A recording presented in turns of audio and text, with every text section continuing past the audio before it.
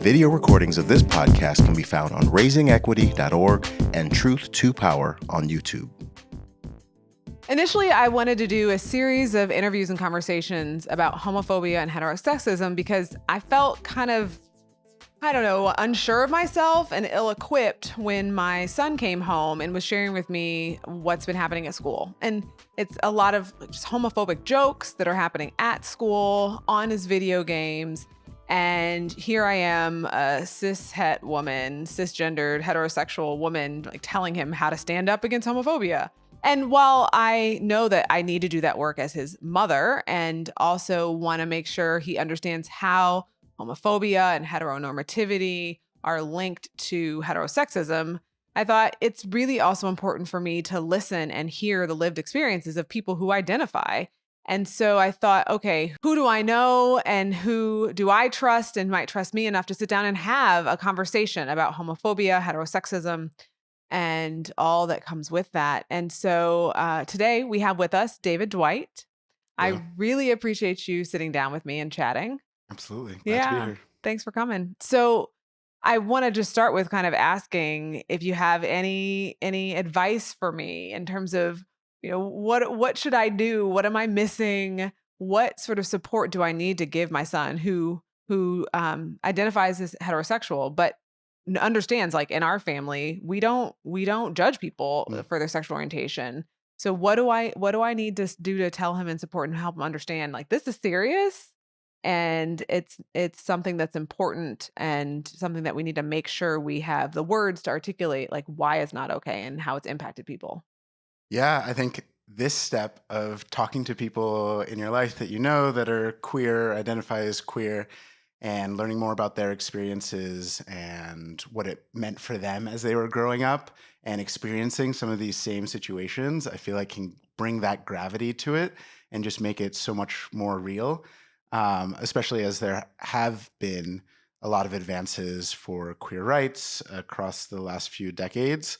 I think that's one way that it's similar to racism. It can sometimes make it no less pernicious or dangerous for queer people, but can seem more hidden or covert in ways. And so I think talking to people and hearing their experiences is a great way to get at it. Yeah. And even just around language, right? So we use this term LGBTQ, and trans folks and LGBTQ folks have aligned in terms of rights, and yet at the same time, trans rights has become a avenue in and of itself in recent years. Important. But just in your own experience, how do you identify? Yeah, absolutely. So cisgender man, Black, queer. And then I think about these other identities that I feel like are forming. And I'm still getting a handle on them around what it means to be American. Also, in some ways, like a second generation immigrant with all my mom's side of my family coming from Jamaica. And so digging into that. But yeah. Yeah, I didn't know she was from Jamaica. Absolutely. Yeah, she moved to America when she was 6. And yeah, everyone else on that side of my family has, Jamaican accent. A lot of them who have immigrated here and a lot who are still in Jamaica. Yeah. So queer is a term that for some folks who are older feel like is a pejorative term, but younger folks have reclaimed it. What's your story around claiming the definition and identity of being queer? Yeah, even in my life, queer was a really pejorative term.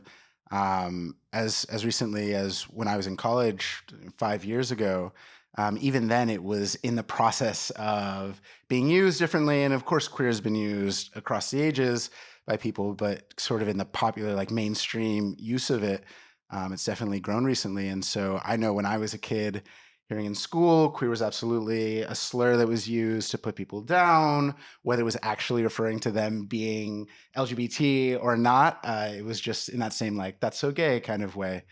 And I even had reservations about using that term because I was still wrestling with the implications of what that means and a lot of internalized homophobia that existed.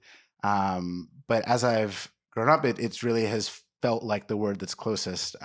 When I first came out, I came out as bi, to some friends who were also LGBTQ in high school.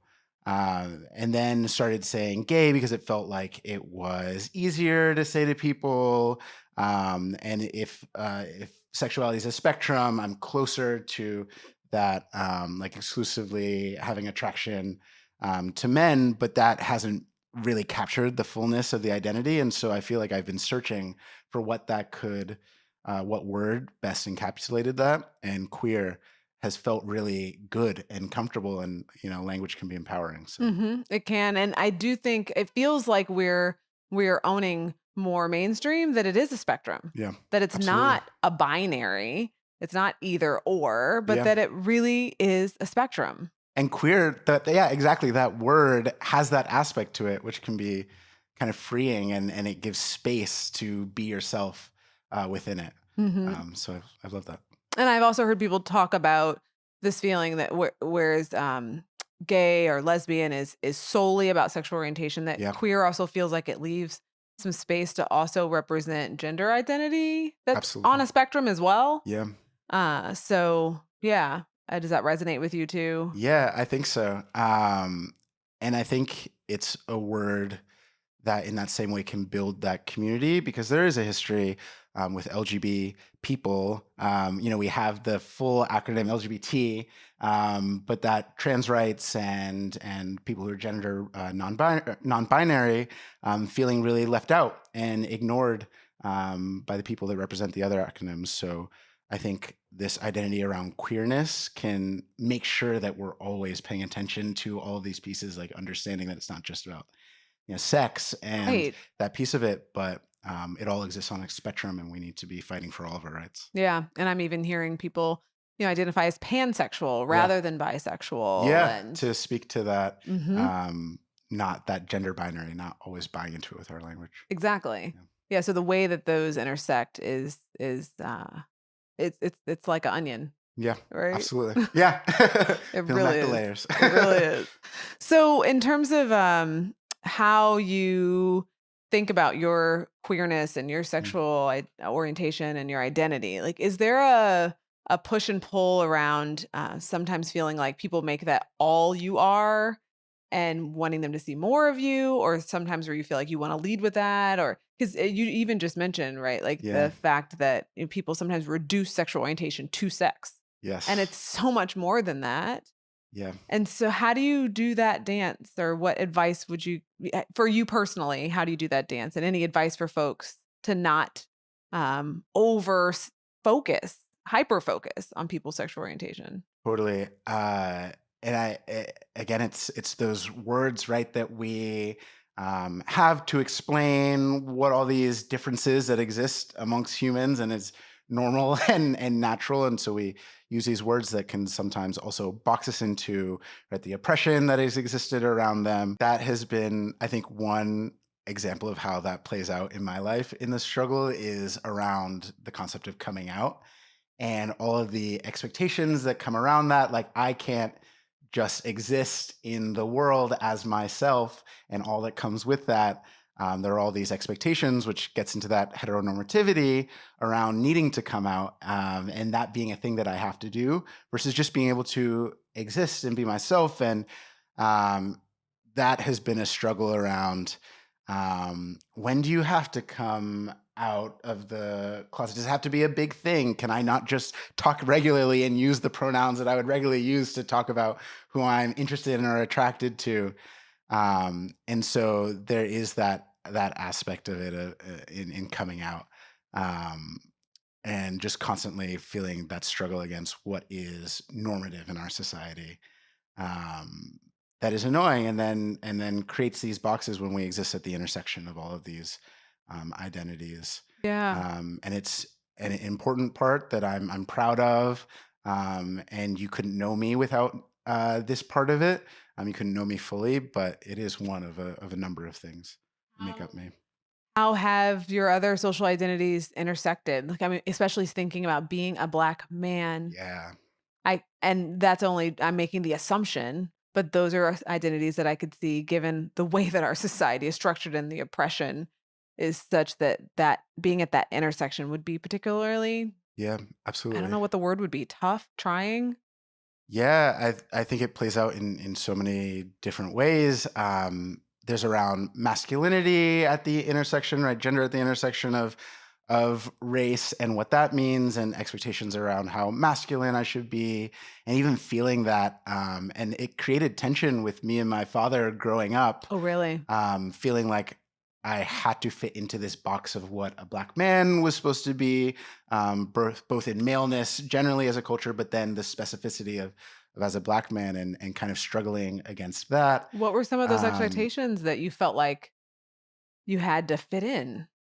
yeah, from things that seem really small, from as much as wearing a watch on what wrist I wore a watch growing up. And those things around, oh, is a man supposed to wear it on which side? And I remember it felt like it was tied to my identities around gender and also sexuality, to be like, oh no, that's not something that's important to me. And so I was like, no, I'll wear my watch on whichever side I want to wear it. So from small things like that into the larger things about expectations for what my life should be like, and what my partner and who that should be, and that playing out into things around. I've grown up in a lot of white communities, majority white communities, and then when I was in a majority black community, when I was in places with my family, right? Like when we went to Philadelphia, and I have quite a bit of family in Philadelphia, and being immersed in that culture, and so it was always interesting to go there and see some of the ways that like legacy in black families can be so important, and that like family unit and the history, and how important that is for like resilience against oppression, and the strength of that, and there being this really prescriptive idea of what black family and legacy could be. Mhm. And so deep things like that really kind of scarred me and were like traumatic Yeah. to experience, and I'm still in the process of unlearning and realizing new ways that has affected me. Right. Well, and I mean, what I hear that you might be getting at is that like internalized homophobia, Yep, absolutely. that you internalize like this is how you are supposed to be, and It's because you're so not, real. you're less than, Yeah. Yes. you're not enough.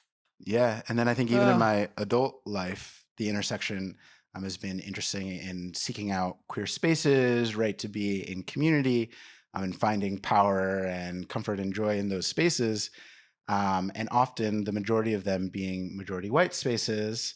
And so there's that intersection of seeking that community, and wanting to be in community, in queer spaces, but still experiencing racism and that otherness. So you feel otherness as a queer person, and then even in queer spaces, feeling othered. So things like, going to gay bars in St. Louis and having my hair touched multiple times, or kind of pulled and like exoticized, um, which, yeah, it just doesn't make you comfortable. It's like, what spaces can you feel comfortable in? That's what I was gonna Yeah, ask. Like you're seeing so many more examples of black women yeah, and black queer women claiming space. yeah. Where are the black queer men? Yeah, absolutely. And especially like if you think about the Black Lives Matter movement, and the amazing Black queer movement, Black queer women who have stepped up to lead.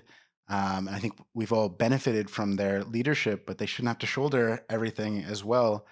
And I think it is a lot of those, that intersection of masculinity and gender with sexuality, and what we still expect to be the norm. Like I was thinking about um, elected officials as well, or other measures of success in society, and how few queer people of any gender identity there are still. And so even, and then let alone queer people of color in those spaces. And let alone queer men Yeah. who are Or black. yeah. And so that intersection is not lost on me. And so I think, especially in a place like St. Louis that is liberal, Are we? um, I mean, a lot of people would say that they are. Like, there'd be a lot of white people who identify as liberal, Okay. is what I mean, and um, that not actually being effective at dealing with all of those systemic and deep-rooted ways Mm, um, that we actually experience oppression, even though in name they might be like, "Oh, I'm gay friendly," right. but that not actually playing out in practice. And how is that raced or not? Yeah, Racialized or not? Hmm. yeah. Can you think of a time where one of the things that I've been not struggling with, but just trying to work on Mm. is it's not easy, but you can call out homophobia. Usually, someone says something hateful, that's so gay, or we don't do that stuff, like something, right? Like it's Yeah, clear to see that. But what I've been trying to work to see is those connections between either homophobia or just something that is, and heterosexism and mm, heteronormativity, this assumption that man woman pairings are the way to be and the only way to be and the norm, and just trying to think about how to make that plain, right? So we can yeah. talk about the Same-Sex Marriage Act, and we can look at some of our history, Stonewall, right? But are there examples that you might give to listeners to see the connection between like individual experience and then systems, policies, practices, and norms? Yeah, absolutely. And I think that a lot of what you've laid out speaks to it in terms of that awareness doesn't actually mean transformation, right? So just tolerance doesn't translate to outcomes, life outcomes being changed for LGBTQ people.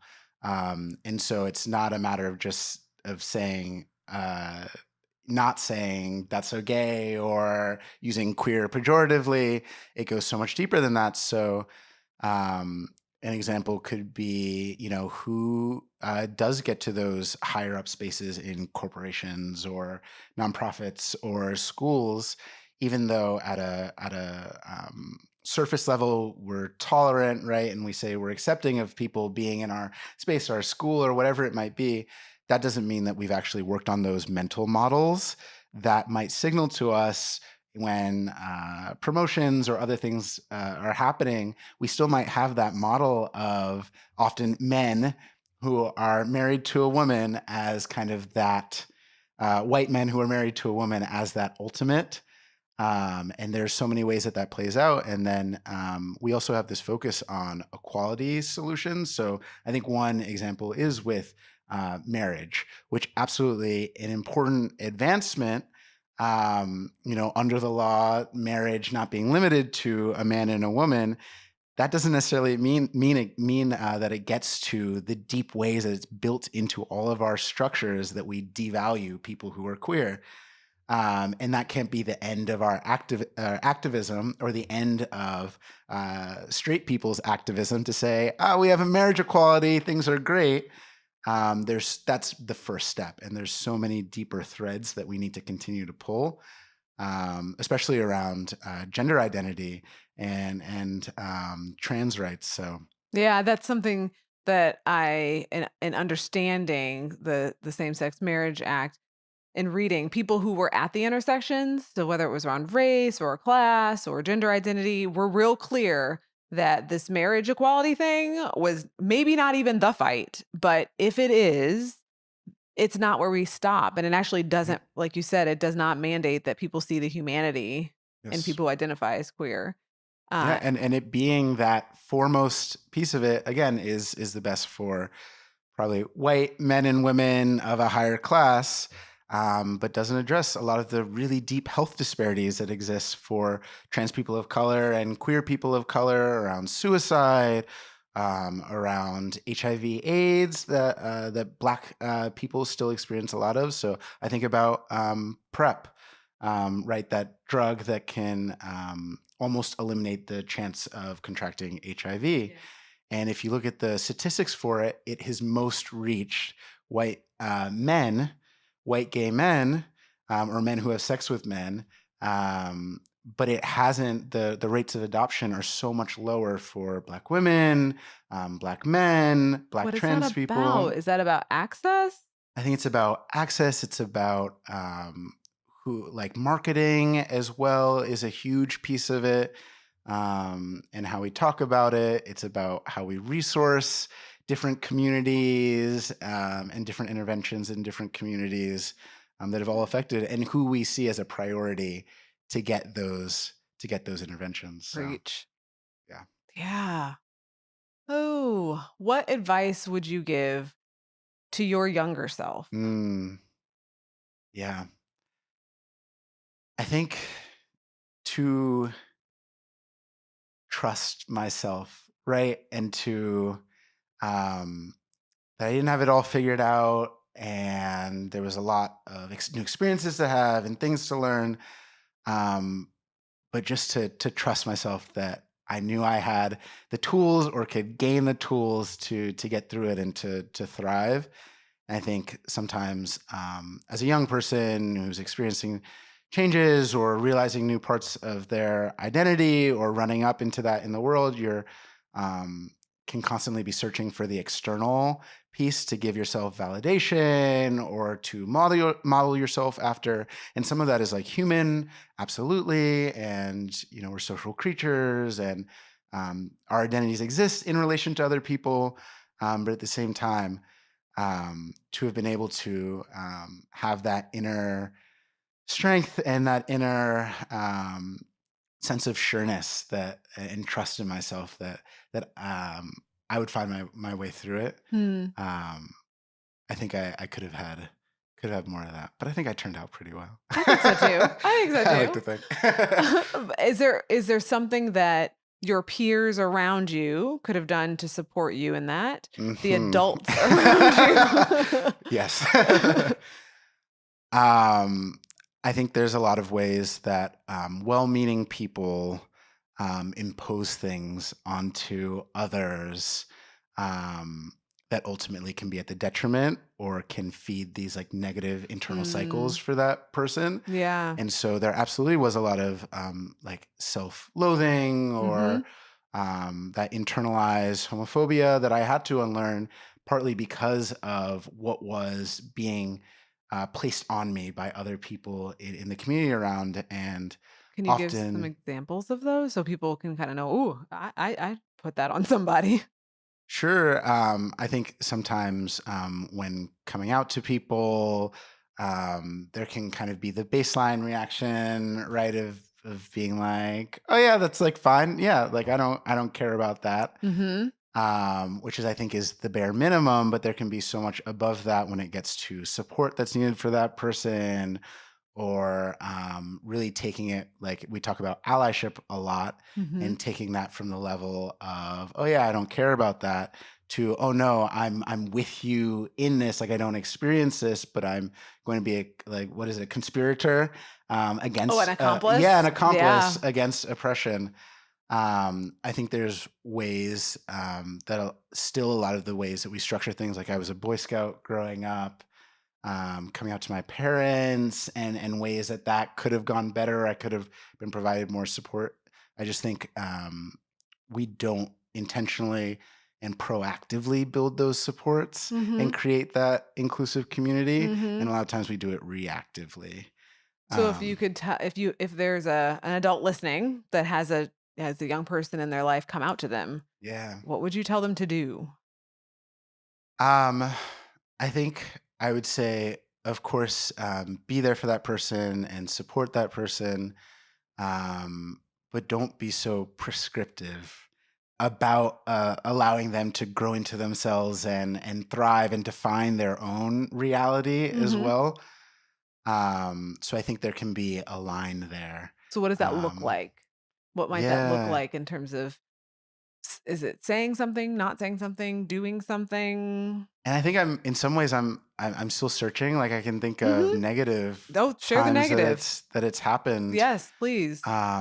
And so it can So be we do hard not to repeat. try and think of the positives. That's fine. Let's talk about that then. Yeah, I mean, coming out to my parents, I think there were all kinds of ways that they were going through their own processing of things, and realizing, I like said this in a text to my dad, that you're being open to a whole new area of humanity that you never knew existed before. And I get it, that's tough. And that's a process for you. And you're reevaluating all the expectations or visions you had for my life. But don't put that emotional energy onto me, which happened a few times and has happened with various other people in my life. And so not putting that emotional baggage back onto the queer person can be a really great thing and freeing for that queer person who's already taking on a big burden by having to come out in this heteronormative world. And that's real. Yeah. So I hear that. And so some of what someone could do is to do their own work. Yeah, absolutely. Yeah. There are a wealth of resources, videos, even pop culture and movies that have kind of tread these paths. And so it can be a great gift to that queer person in your life to educate yourself first and then come to the table showing that you've put in the effort. That can be one of the greatest expressions of love, and that you care is that you did the work, Mm-hmm. right?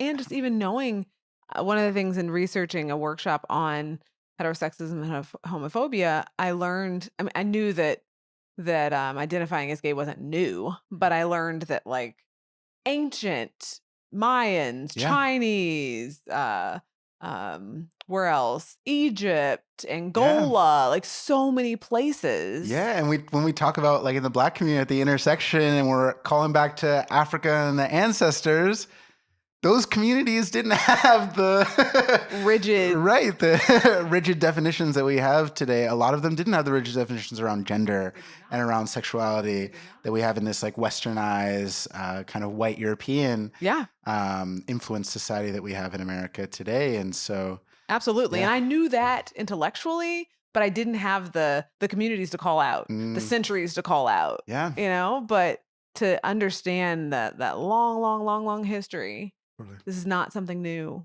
Absolutely. And so we need to stop treating people as if they're some aberration, something that's foreign. Yeah. 100%. Yeah. Ooh, any advice that you would give to other young people who want to be accomplices, who want to be allies, who are sitting there hearing their friends and classmates say things like that's so gay? What would you have wanted your classmates and friends to say so that you didn't have to? Yeah, I mean, on the "that's so gay" thing, I tend towards sarcasm and dryness. Yes. And so what even do when you I was usually do? even when I was in high school, I'd be like, "Oh, this thing is homosexual," like this, whatever that thing might be. Like, "Oh, wow, I didn't know." But that was my, sarcastic approach to responding to it. But that can be effective. Yeah, it can be effective and make people pause. Yeah, pause and think about the language that they're using and the implications of what they're saying. But I think broadly about how people can be better accomplices is that no matter what community you are in across this United States, there are queer people organizing for their rights and for justice. And so to not kind of wring your hands or kind of say, like, feel like there's nothing that you can do. They're like, even in St. Louis, there are amazing organizations that are doing work and need people to support them, whether that's volunteering, whether that's your money, whether that's a variety of things. I think that can show and really put into action a lot of our commitments. So I think that's one way. And then, being there for queer people in your life and doing your research to know what they might be going for and not assuming things as well. To listen to queer voices can be a great way as well. Do you want to shout out some of those orgs? Yeah, MTUG in St. Louis does really incredible work and work across the state as well to do the organizing work and also the education and advocacy work that needs to be done. So where can people find you if they want to hear more about you and hear from you? Yeah, absolutely. So you can find me on Twitter at David_DEE4, the number 4. If you want to listen to my musings and errant thoughts.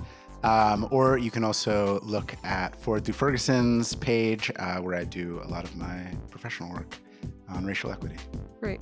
And thank you for that work. It's important. I know you've been with the commission's work since it started. You were an undergrad when the commission came to be. Yeah, joined on as an intern, and now I'm working there 4 years later. Yeah. So thank you for your longevity in that work. It's been great to be in the community. Well, thanks so much for chatting with me. I appreciate it. Thanks for having me. Your willingness to come, to be honest, to share. It means a lot, and I think will help people understand and reflect. So thank you. Thanks for diving deep.